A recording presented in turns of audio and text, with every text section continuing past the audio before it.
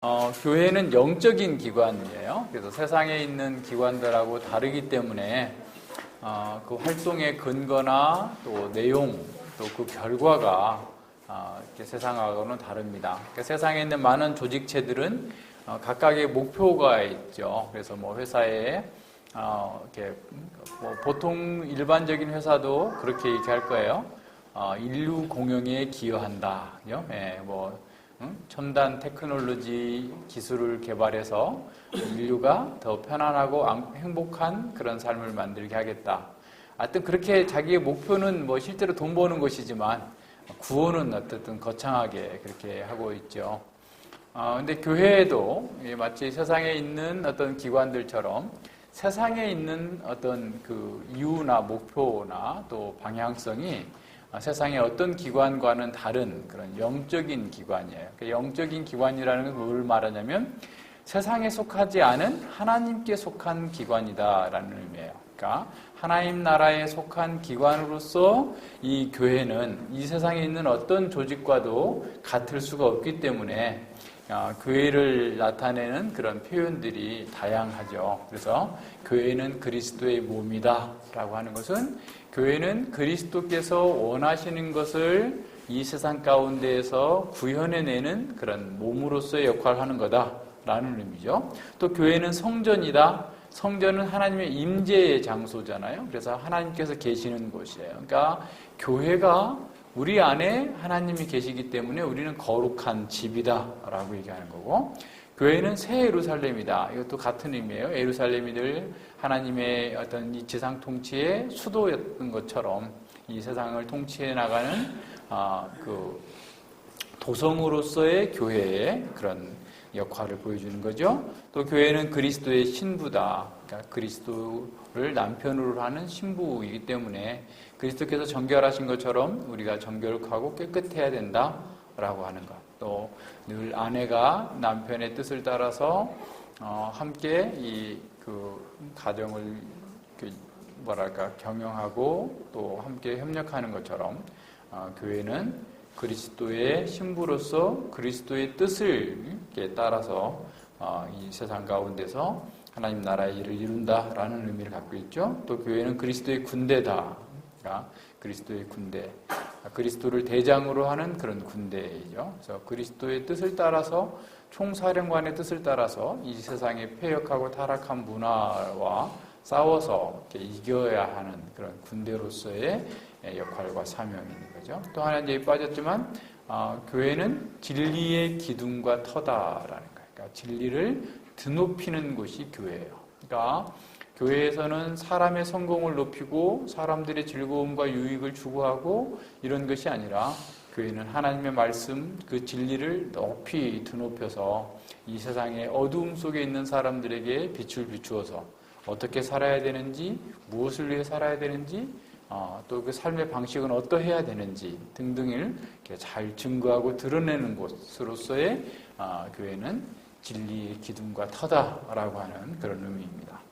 그래서 우리는 우리가 가지고 있는 이 언어의 한계성 때문에 영적인 기관으로서의 교회를 다 표현하기가 어려워서 다양한 방식으로 우리에게 가르쳐주고 계시다라고 하는 사실을 봐야 되죠. 그래서 교회는 하나님께서 세상에서 불러내셔서 중생케 하시고 생명 안에서 그리스도와 신비한 연합을 이룬 또는 앞으로 이루게 될 모든 신자의 연합이 교회이죠. 그래서 지상에 있는 교회가 이 보편 교회에 속해 있어야 참된 교회인 거예요.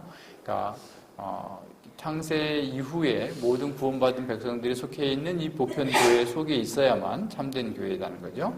그래서 교회는 전체로서 한 몸이고 그렇기 때문에 지역의 교회도 이 지역에 있는 우리 이 교회도 그리스도의 몸으로서 하나인 교회여야 된다라는 거예요. 교회는 형식에 앞서서 교회의 본질을 바르게 가지고 있어야만 참 교회입니다.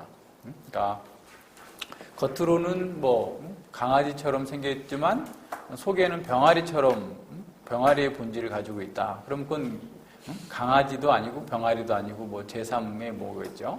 그러니까 그런 것처럼 교회가 가지고 있어야 될 본질과 속성이 분명하게 있어야만 참 교회가 된다는 거죠. 그래서 우리가 교회가 그리스도의 몸으로서 역사상 모든 믿는 자들과 생명적 연결이 되어 있을 때 참 교회가 된다는 거예요. 여기서 교회의 본질이 가장 중요한 것이 첫 번째가 뭐냐면 교회의 통일성이다라는 거예요. 교회는 시간과 공간을 초월하여서 그리스도의 몸된 교회는 하나다, 하나. 그러니까 예루살렘 교회나 안디옥 교회나 로마 교회나 갈라디아 교회나 고린도 교회나 뿐만 아니라 15세기 칼빈의 15, 16세기의 종교개혁 당시의 그 제네바 교회나 영국의 스코틀랜드 교회나 18세기 미국 교회나 오늘 우리 시대의 교회나 모든 교회는 하나다라는 거예요. 모든 교회가 그리스도와 안에서 통일된 하나예요. 어떤 구별이나 분별이 있을 수 없다라는 것이 이 교회의 통일성을 얘기합니다. 그래서 교회는 그리스도를 머리로 삼아서 거룩한 몸으로 통일성을 지닌 유기체입니다. 그래서 교회는 조직적으로 활동을 하지만 단지 그냥 조직적인 어떤 세상의 조직 기관 이런 정도로 되어지는 것이 아니라 생명적 활동을 하는 거예요. 그러니까 교회는 그리스도와의 통일성이라는 점에서 아주 생명력이 잘 드러나야 되죠. 그래서 그리스도로부터 생명과 능력을 입고 그리스도께서 하셔야 될 일들, 그리스도의 육화된 일을 이루는 공동체, 그리스도의 사명을 이루는 공동체가 바로 교회다. 자, 믿는다고 고백하는 사람들이 자기 편리한 대로 모여서 침묵적인 목적으로 어떤 조직적인 활동을 하는 그런 교회들이 굉장히 많죠. 그러나 교회가 어떤 속성과 본질을 갖는지 알지 못하고 그냥 교회만 다니는 이런 실정이 있는 거예요. 그래서 이제 교회에 대해서 아무리 얘기해줘도 사람들이 그게 잘 안 따라오는 이유 중에 하나가 뭐냐면 그렇지 않은 교회도 잘 번성하고 있거든. 그러니까 교회가 이래야 됩니다. 이렇게 해야 됩니다. 이렇게 아무리 얘기를 해줘도 그러지 않은데도 잘만 되는데 이렇게 생각하니까 교회에 대한 또 그리고 교회의 정치나 구조가 다 다르잖아요. 어떤 면에 감독교회도 있고 등등의 이제 장로교회, 선결교회, 순복음교회 등등의 이런 교회 정치가 다 다르니까 원래 다 그런가 보다 이렇게 생각을 하는데, 그러니까 교단은 어떻다 할지라도 교회의 본질은 동일해야 돼요. 교회가 통일성을 가져야 돼요. 모든 교회가 그리스도 안에 있는 그리스도와의 통일성을 이루고 또 그리스도와의 통일성을 이룬 교회들은 또한 하나로서 통일을 이루어야 돼요. 근데 이제 WCC라든가 오늘날 그 통일운동이 하는 이유, 그 잘못된 게 뭐냐면 본질이 다른데 연합하자라는 거예요. 그러니까 지금 WCC에 참여하는 그런 교단들은 로마 카톨릭이 이단이 아니다. 로마 카톨릭을 다 받아들이고 또 그것이 마치 어떤 관용과 포용으로서의 교회의 통일성을 이루는 것처럼 얘기하지만 교회의 본질이 잘못되어 있는 이런 성품이 드러나고 있지 않는 이런 교회와 연합하는 것은 그것은 이미 그 교회가 떠났다라는 거예요. 진리에서 떠났다라는 것을 반증해 주는 거예요. 그래서 이런 면에서 분명해야 되는데 요즘에 이 교회들이 정신이 없죠. 그런 상황이에요. 자, 교회의 통일성의 실제가 어떻게 이루어지는 건가? 1차적으로 교회가 통일성을 이루려면 그리스도와의 통일이 가장 중요한데 그것은 각 사람이 거듭나는 것으로부터 시작해요. 거듭나는 것. 그러니까 보세요. 그러니까 그리스도와 예수님과 내가, 그러니까 어떻게 보면 내가 그리스도 안에서 생명적 연결이 있어야 되죠. 생명적 통일이라고 하나됨, 그죠? 통일이 있어야 이렇게 있는 것이 가장 먼저예요.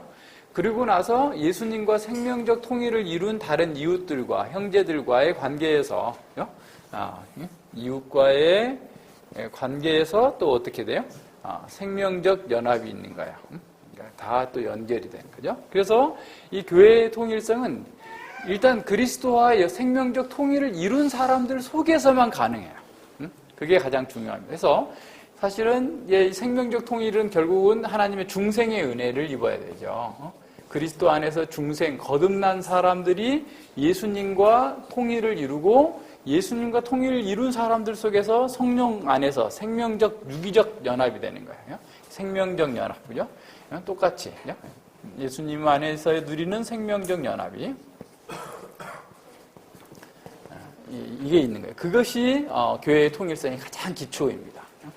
그래서 1세기 당시의 교회나 2세기 교회나 5세기 교회나 또 지금 중국에 있는 교회나 미국에 있는 교회나 다 그 사람들 속에 이런 생명이 있으면 우리는 우리 가족들보다, 믿지 않는 가족보다 더 친하게 정말 연합되고 교류가 되는 거예요. 그죠? 생명적 그 연합이 있는 거예요. 그래서 교회의 통일성은 늘 이 중생으로부터 시작된다라는 가장 중요하죠. 그래서 교회에 사람들이 막 오잖아요.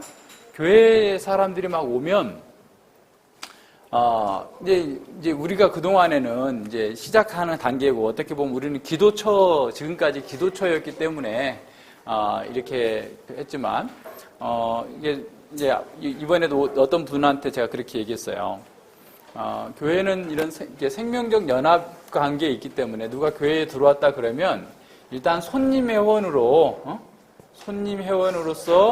얼마 동안 계시다가 당신이 정말 교회가 뭔 줄을 알게 됐고 내가 이 교회의 정회원이 되고 싶다, 또는 준회원이 되고 싶다, 준회원이 되고 싶다라고 한다면 어떤 우리 그 교회 정관과 또 교인 규칙을 읽고 6개월에서 한 1년 정도 사이를 본인이 있다가 정식으로 자기가 이 교회의 회원으로 들어오겠다라고 하면 신앙 고백을 해야 된다. 공적인 신앙. 공적인 신앙 고백을 해야 돼요. 그래서 이 공적인 신앙 고백이 이 그리스도 안에서 통일성을 가진 사람으로서의 증거가 드러나야 교회의 회원으로 받는 거예요. 그냥 막 받으면 안 돼요, 교회 회원을. 그래서 만약에 그 사람이 세례 받지 못했다 그랬으면 이제 준회원으로 받아주는 거예요. 그리고 세례 받았으면 정회원으로 받는데, 이러한 절차들을 잘 거쳐도 사실은 우리의 육신의 부패성 때문에, 세상의 영향 때문에 교회가 늘 이렇게 흔들리게 돼 있어요.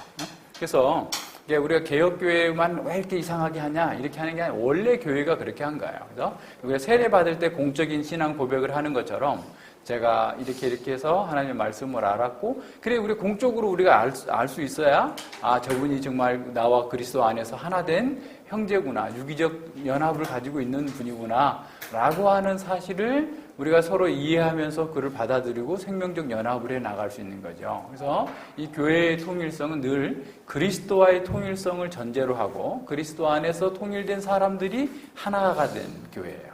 이런 면에서 우리는 모든 교회가 이 믿음 안에서 있어야 된다라고 하는 것이 늘 해야 돼요. 왜냐하면 중생하지 못한 사람이 아무리 성품이 착하고 또 이렇게 일반적인 어떤 은사나 능력이 많다 할지라도 그것이 가지고 교회에 와서 뭔가를 활동을 하게 되면 자꾸 문제를 야기하게 돼요. 왜냐하면 영적인 상태가 그게 바뀌지 않아요. 이건 뭐 기적이 아니면 안 바뀝니다. 그러니까 우리의 자식이든 누구든 간에 누가 본래 육신으로서 구원받은 사람은 아무도 없어요. 그러니까 늘 우리가 하나님 앞에서 우리의 말씀을 듣고 또 하나님께서 은혜 주시는 그 은혜에 따라서 거듭나는 은혜 속에서 바뀌는 것이기 때문에, 그래서 그렇게 하기 전까지는 우리가 늘 이렇게 주의해서 이렇게 봐야 됩니다. 왜냐하면 육신의 틀에서 벗어나기 어려운 불가능하잖아요. 자기 하고 싶어 하고 되는 게 아니잖아요. 그래서 그런 면에서 교회의 통일성을 잘 지키는 것이 필요하다라는 거죠. 그래서 이제 그 히브리서 12장 15절로 16절에서 보면 너희는 돌아보아 하나님의 이르지 못한, 은혜에 이르지 못한 자가 있는가 두려워하고, 그죠? 그러니까 은혜에 이르지 못했다라는 건 뭐겠어요? 중생의 은혜를 체험하지 못하고, 그죠? 교회만 열심히 다니는 사람일 수 있겠죠? 또 쓴뿌리가 나서 괴롭게 하고 많은 사람이 이로 말미암아 더러움을 입을까 두려워하고. 자, 두려워하라는 게 벌써 세 가지나 나와요. 자, 쓴뿌리가 나서, 그러니까 하나님의 말씀에 따라서 교회의 통일성을 해치면서 어떤 육신적인 주장을 하는 것으로 말미암아서 교회가 순결함을 상실하게 될 위험이 있다라는 거죠. 자, 그리고 또 하나 보세요. 또 음행하는 자와 한 그릇 식물을 위하여 장자의 명분을 판 에서와 같이 망령자가 있을까 두려워하라. 자, 교회에 이와 같은 사람이 늘 있을 수 있다라는 거예요.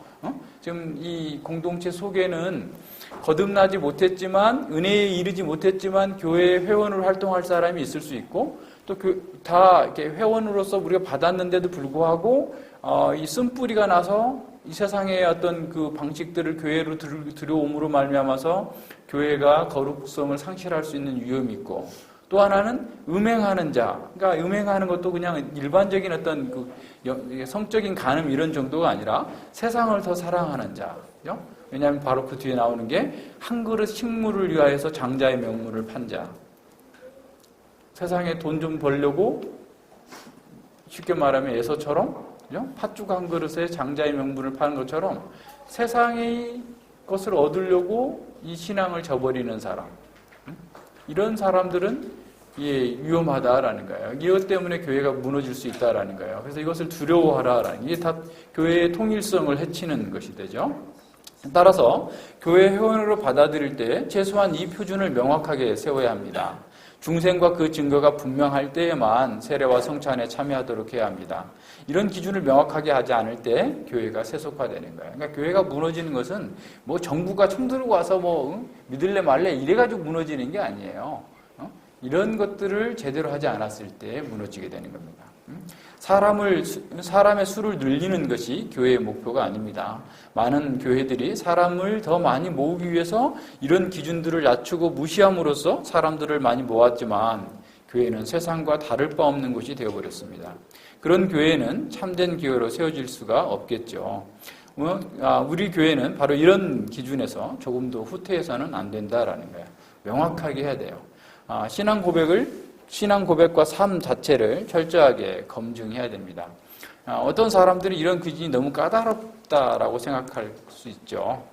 그런데 그렇지 않아요. 이것은 교회의 본질을 지키는 가장 기본적인 겁니다. 근데 늘 문제는 뭐냐면 기본을 안 지키니까 사고가 나요. 기본을 안 지키니까. 그죠? 일반 건설 현장에서 사고 나고, 폭발 사고 나고, 등등이 하는 일들이 다 뭡니까? 기본을 안 지키니까 사고가 나요. 교회에서도 가장 기본적으로, 전에도 우리가 얘기하지만, 은혜를 깨달으면 다 끝나요. 은혜를 깨달은 사람이면, 왜냐하면 그리스도 안에 생명이 있기 때문에 이 사람이 잘못을 하더라도 속에서 양심의 가책이 있고 회개하고 돌이킬 수가 있는데, 은혜를 깨닫지 못한 사람, 다시 말하면 중생하지 못한 사람이 이렇게 있으면 그 사람은 몰라요. 안 보여요. 그 이상이 안 보여요. 그렇기 때문에 계속 그 문제에서 스스로 벗어날 수가 없어요. 이게 가장 큰 문제입니다. 그러니까 이것은 은혜에 관한 가장 기본적인 최소한의, 우리는 최소한인데 어떤 사람은 너무 최대한으로 막고 있는 거예요. 교회 문턱을 너무 높여놓은 거 아니야? 누구 시험 봐서 들어오는 거야? 이렇게 생각할 수도 있는데 전혀 그렇지 않아요. 이건 최소한의 기준이에요. 그래서 3세기 교회, 4세기 교회는요, 예배당 자체가 분리되어 있었어요.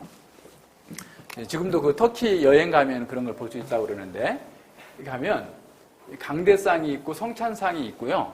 여기까지는 세례받은 사람, 여기까지는 세례받지 못한 사람이에요.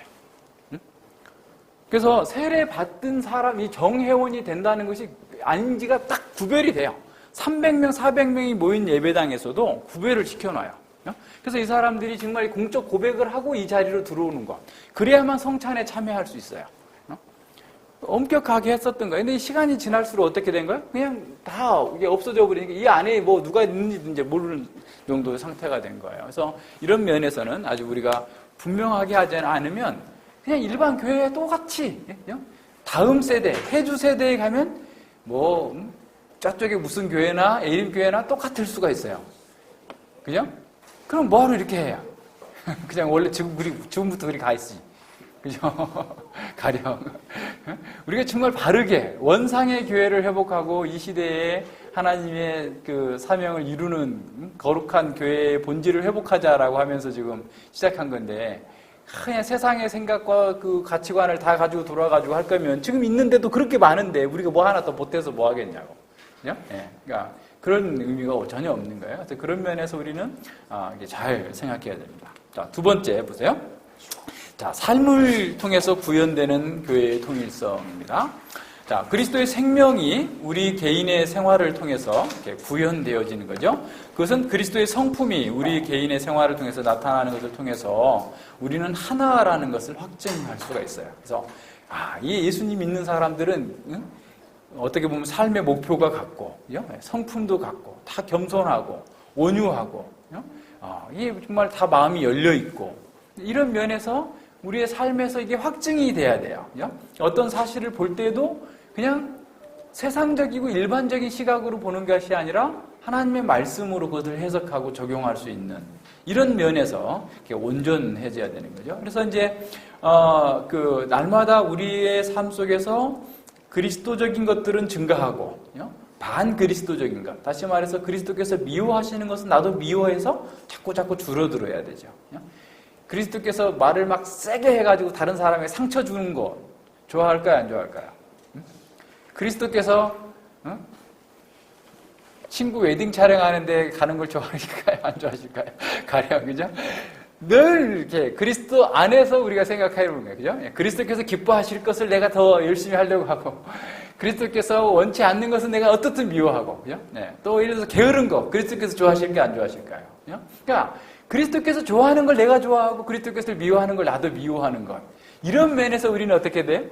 하나예요, 하나. 그죠? 호진이는 그리스도께서 기뻐하는 것을 이렇게 좋아하고, 미워하는 걸 미워하는데, 범진이는 그리스도께서 미워하는 것을 좋아해. 그럼 하나가 되겠어요, 안 되겠어요?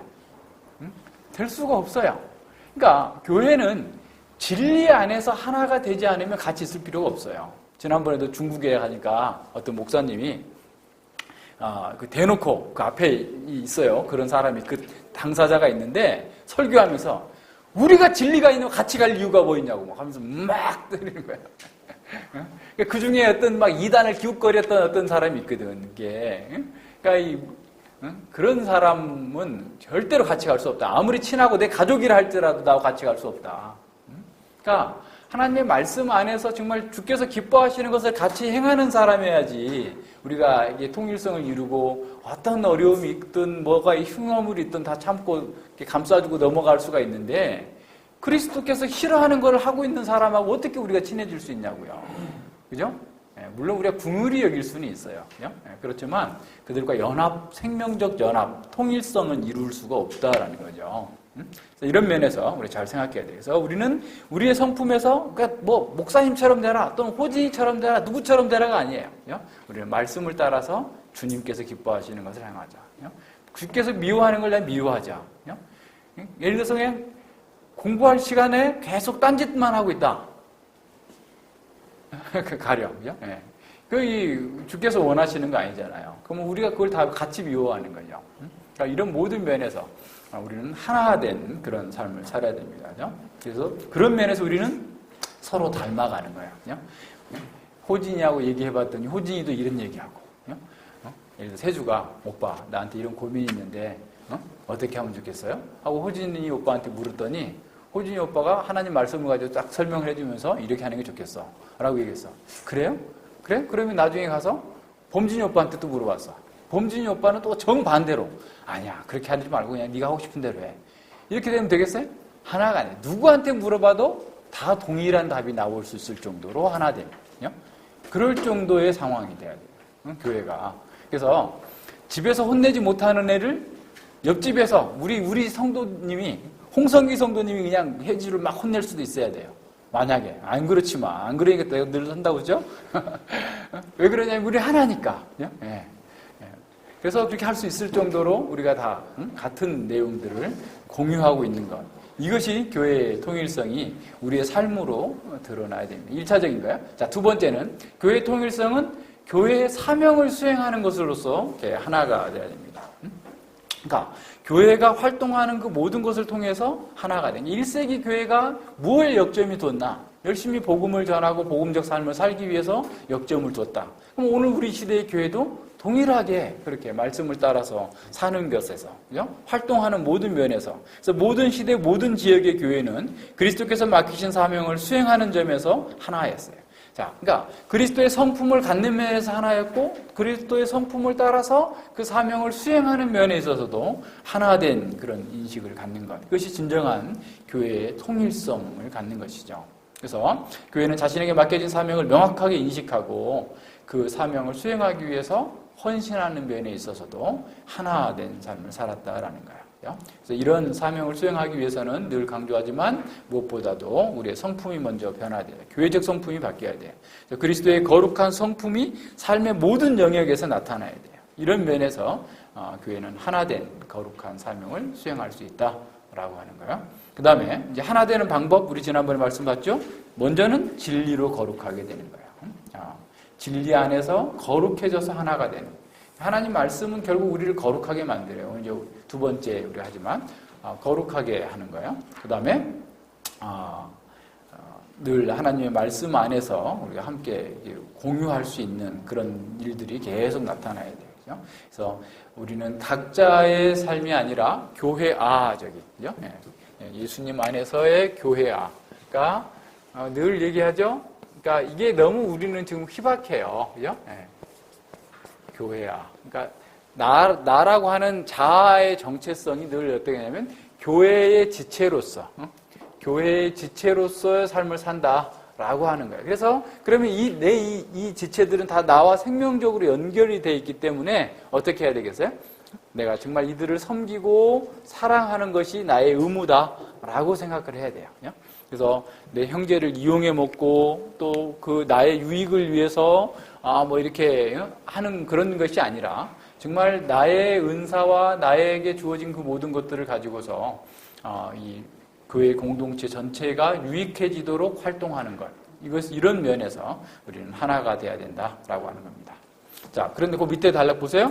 중생한 제자들이 할지라도 진리로 거룩해야만 하나가 될 수 있습니다.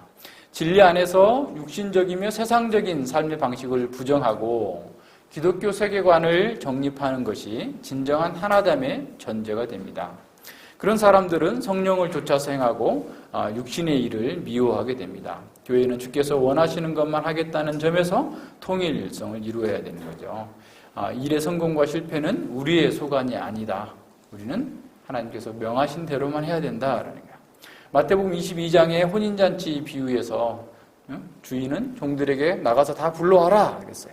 불러왔는데 그 중에 예복을 입지 않은 사람이 있었을 때, 야, 너 왜 예복을 입지 않은 자를 불러왔냐? 이렇게 말씀하시지 않아요. 오히려 종들에게는 그 방식대로 하나님께서 말씀하신 대로 칭찬을 하신 거고, 당연히 예복을 입어야 됨에도 불구하고 예복을 입지 않은 사람, 그 사람이 책망을 받는 것이죠. 다시 말하면 당연히 이루어야 될 이런 하나님의 백성으로서의 삶이 없는 이 사람에 대해서 책망을 한 거예요. 달란트 비유에서도 마찬가지예요. 달란트 비유에서도 뭐 성공을 이렇게 하라고 하는 그런 집착보다도 주의 뜻을 잘 따라서 하라라는 거예요. 왜냐하면 그 악한 종에 대해서 책망하는 내용을 보면 첫 번째는 그는 주인의 뜻을 오해한 것이었어요. 그리고 두 번째는 그는 자신의 게으름을 핑계 삼은 거죠. 주님의 성품의, 주인의 성품의 근거에서.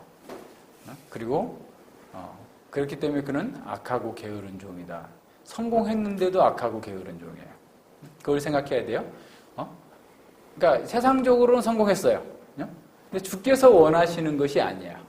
그럼 그 사람은 악하고 게으른 종이에요. 10만 명, 100만 명을 모았다고 하고 목회를 했다 할지라도 그 사람은 하나님의 방식대로 하지 않았기 때문에 악하고 게으른 종이 되는 거예요. 그래서 우리는 우리가 해야 되는 일들을 진리 안에서 그냥 바르게 하는 것, 이것이 우리의 목표가 돼야 됩니다. 자, 진리와 성령 안에서 하나가 된 교회는 진리와 사랑을 균형적으로 추구해야 돼요. 이게 이제 또 하나의 과제입니다. 진리가 있는 곳에 교회가 있어요. 그래서 진리가 없는 곳에서는 교회가 아니에요, 사실은. 그죠? 예. 자, 그러나 진리를 강조하다가 사랑을 놓치게 되면 독선주의에 빠지게 돼요. 그러니까 이게 지금 큰 문제입니다. 그러니까 개혁교회를 하는 사람들이 진리를 가졌어요. 다른 사람보다 좀 더 가졌을 수 있어요. 그런데 자기네만 옳다고 하고 독선주의로 빠짐으로써 다른 사람에게 상처를 입히고 사랑의 원리를 따르지 않는 사람들이 있어요. 근데 그런 사람들이 이때만 있는 게 아니라 항상 있었어요. 어느 시대에나. 그러니까 종교개혁 시대에는 제세례파들이 있었고, 그 다음에 그 어거스틴과의 늘 그 싸웠던 도나티스트들. 그 사람들은 어떤 그 교회사 가운데 논쟁이 있었냐면, 이게 로마 교회에 핍박이 올 때 사제들이 배교를 해버린 거예요. 자, 그러자 그 배교한 사도들에게 세례를 받은 사람들은 다시 재세례를 받아야 된다. 그놈들은 처음부터 나쁜 사람들이기 때문에 그들이 한 세례는 인정할 수 없다. 해가지고 이렇게 하면서 이제 사람들을 막 현혹했죠. 그래서 많은 사람들이 재세례를 받고, 그리고 기존의 이제 교회들이 그들을 징계하지 않았다고 그래가지고 기존 교회들을 다 이단시하고 이런 그 상황이 나왔어요. 그랬을 때 오거스틴이 그들과의 장기간의 논쟁을 거쳐서 내린 결론이 어떤 거냐면, 그들이 진리를 가졌다 할지라도 진리는 늘 사랑과 함께 가야 되는데 사랑을 버렸기 때문에 그들이 이단이다 라고 얘기했어요. 근데 오늘날도 그런 사람들 많아요. 도나티스트 같은, 자기들만 옳다라고 얘기하고 다른 교회는 다 틀렸다. 다른 데 교회에서 세례가 뭔지도 모르고 세례 받았기 때문에 재세례를 주장하는 목사도 있어요. 개혁주의 한다는 사람이 또 그런 사람도 있어요. 참 심각한 거죠. 그렇게 가면 안 돼요. 늘 우리는 진리 안에서 늘 사랑을 보호하는 거고, 진리를 더 많이 알았으면 더 많이 사랑을 해야 돼요. 그죠? 예수님처럼 진리를 완벽한 진리 자체이신 예수님처럼 다른 사람을 사랑한 사람이 없어요. 그죠? 그러니까 우리가 진리를 많이 가졌다면 우리는 그 진리가 결국 사랑으로 나타날 수 있도록 해야 됩니다. 그죠? 이런 면에서 잘 생각해야 되죠. 자, 사랑을 강조하면서, 그러나 또한 반대로 사랑을 강조하면서 진리를 무시하면 은혜를 남용함으로써 교회를 무너뜨리는 거예요. 진리가 제대로 서지 않는 곳엔 교회가 무너지게 되는 거죠. 따라서 교회는 인격적인 사랑과 교리적인 규범을 둘 다 보존하는 가운데에서 하나가 돼야 된다. 이게 중요합니다. 균형을 잘 잡아야 돼요. 그래서 하나의 신앙 고백을 통해서 믿음의 일치를 이루고 사랑으로 서로 연합해야 돼요. 자, 내적인 본질에서 어떻게 보면 하나를 이룬 다음에 외적인 연합이 이루어져야 되는 거죠. 그러니까 성령 안에서 연합이 이루어지고 진리 안에서 연합이 이루어지고 외적인 연합이 이루어져야 되는데, 기존의 지금 교회 일치 운동이나 또 WCC 이런 운동들은 내적인 게 다 틀려. 예수님을 그냥 뭐 하나의 혁명가라고도 하고, 예수님보다 마리아를 높이고, 교황이 하나님이라고 하고, 막 이런 인간들하고 어떻게 하나를 이룰 수 있느냐 말이죠. 말도 안 되는 거죠. 그러니까 이런 거죠. 그렇게 해서는 안 된다는 거죠. 자, 교회 복음의 본질에는 반드시 하나가 되어야 하지만 비본질적인 것에서는 다양성을 인정해야 돼요. 그러니까 예를 들어서 해석의 차이가 좀 있을 수 있잖아요. 그것은 다양하게 인정하는 거예요. 그죠? 내 해석이 100% 옳다 할지라도 저 사람의 해석이 좀 부족하면 좀 기다려주고, 또 그럴 수도 있지. 그렇지만 신앙 고백을 근거로 해서 우리가 삼일치 신경이라든가 새신조, 그리고 예수님 신앙 고백서 뭐 등등의 이런 것들을 함께 받을 수 있다고 한다면 우리는 서로 인정해주고 그 다양성을 가지고서 어떻게 보면 복음을 더 풍요롭게 부유하게 이해할 수 있는 길로서 이해를 해야지, 그걸 너무 또 가시처럼 그냥 탁탁탁 잘라내가지고 정말 함께 그 형제로서 갈 수 없는 고슴도치 같은 사람들이 있어요. 제가 보기에는 그런 사람들은 좀 조심스럽긴 하지만 거듭나지 못한 사람들인 것 같아요. 뭐 진리는 가졌다고 하면서 막 사람 그 진리의 칼로 그냥 다른 사람들 난도질하고 다니고 있어요. 근데 그 진리의 칼도 제대로 든 것도 아니에요. 우리는 누군가를 얘기할 때, 그죠? 진리의 칼은 나한테, 그리고 다른 사람한테는 칼 등으로 칠 수 있을 정도로 자신에게 엄격하고 다른 사람의 그런 연약한 부분에 있어서는 기다리고 참아줄 수 있는 그런 넓은 도량이 있는 것, 이것이 교회가 교회로서의 그 삶을 살아갈 수 있는 거예요. 자, 하나의 교회라면, 그랬기 때문에 우리는 어떻게 해야 돼요? 서로 경쟁하지 않고 서로 세워주기를 노력해야 됩니다. 그러니까 교회가 막 경쟁해. 무슨 슈퍼마켓에서 10원 얼마 더 싸게 해가지고 사람들 고객을 이렇게 뺏어오는 것처럼, 교회가 서로 경쟁해가지고 자기 교회만 크게 하고 막 이렇게 하자, 이렇게 얘기하는데, 그건 교회라고 하는 우상에 빠져 있는 거예요. 하나님은 결코 그런 분이 아니에요. 오히려 하나님을 이렇게 나누는, 그리스도를 나누는 그 잘못된 방식이 되는 거죠. 그래서 우리는 교회가 하나다라고 하는 것, 그리고 그 하나가 어떻게 이루어져야 되는가? 첫 번째, 중생을 통해서. 두 번, 그래서 그 사람의 성품을 통해서, 그의 삶을 통하여서, 동일한 방식. 두 번째는 교회가 행하고 있는 모든 행사를 통하여서, 사명을 수행하는 것을 통하여서, 그죠? 온전하게 그 통일성을 이루는데 그것이 늘 진리와 함께 가야 된다. 그러면서 그렇지만 진리와 함께 간다고 해서 진리를 가지고 다른 사람을 정죄하고 비판하는 것이 아니라 늘 사랑으로서 함께 가야 된다라고 하는 것을 늘 기억하면서 나아가야 됩니다. 기도합니다. 네, 하나님 아버지 감사를 드립니다. 주님께서 저희들에게 베푸신 은혜를 따라서 이렇게 말씀을 통해서 교회가 무엇이며 교회가 하나라는 사실이 우리에게 어떤 함의가 있는지 또 우리가 실제 삶 가운데서 어떻게 잘 드러나야 될지를 말씀을 통해서 보게 해주시니 진실로 감사를 드립니다.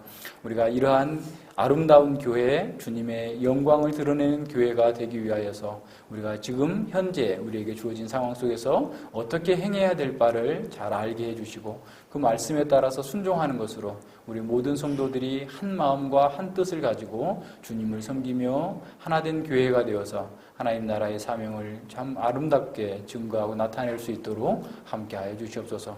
감사드리며 예수님 이름으로 기도드립니다. 아멘.